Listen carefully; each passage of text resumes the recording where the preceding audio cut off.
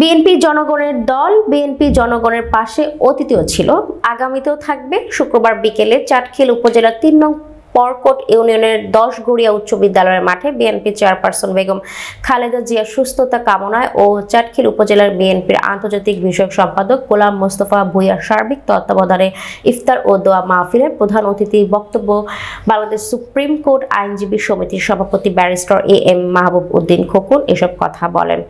পরকট union বিএনপির সাবেক সভাপতি মোহাম্মদ ইউনুসের সভাপতিত্বে ও চাটখিল উপজেলার যুবদলের আহ্বায়ক জহির উদ্দিন বাবরের পরিচালনায় ইফতার মাহফিলে বক্তব্য রাখেন নোয়াখালী জেলা বিএনপির যুগ্ম সাধারণ সম্পাদক ও সাবেক মেয়র মোস্তফা কামাল, চাটখিল উপজেলা বিএনপির আহ্বায়ক অ্যাডভোকেট আবু হানিফ, উপজেলা বিএনপির সদস্য সচিব শাহজাহান রানা, উপজেলা পরিষদের সাবেক মহিলা ভাইস চেয়ারম্যান শারমিন রতন মোনা, উপজেলা বিএনপির আন্তর্জাতিক বিষয়ক সম্পাদক গোলাম মোস্তফা ভূঁইয়া, উপজেলা বিএনপির যুগ্ম আহ্বায়ক আলাউদ্দিন ভূঁইয়া, চাটখিল পৌর বিএনপির আহ্বায়ক দেওয়ান শামসুল আরিফিন শামীম, চাটখিল পৌর বিএনপির সদস্য সচিব আহসানুল হক মাসুদ, উপজেলা স্বেচ্ছাসেবক দলের আহ্বায়ক হাবিবুর নবীর বাবু, পরকট ইউনিয়ন পরিষদের সাবেক চেয়ারম্যান তৌহিদুল ইসলাম, পরকট ইউনিয়ন যুবদলের সভাপতি মোহাম্মদ সোহেল, সাধারণ সম্পাদক মোহাম্মদুর রহমান রিপন, উপজেলা ছাত্রদল নেতা ইয়াসিন আরাফাত মিলন, ইউনিয়ন ছাত্রদলের সভাপতি তানভীর শাওন, রবিন প্রমোদ নেতৃবৃন্দ।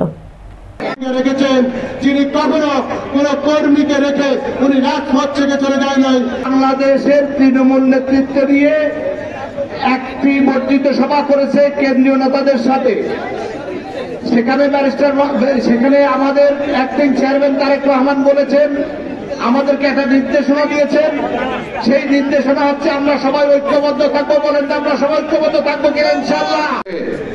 আমরা এরকম শুরু করতে পারি না। কারণ কি,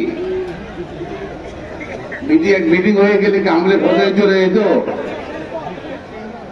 কিন্তু আওয়ামী লীগ মিটিং করতে দেয়।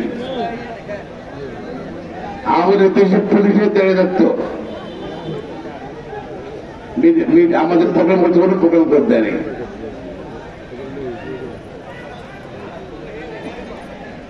15 বছর পরে 16 বছর পরে শেখ হাসিনা মুক্ত বাংলাদেশে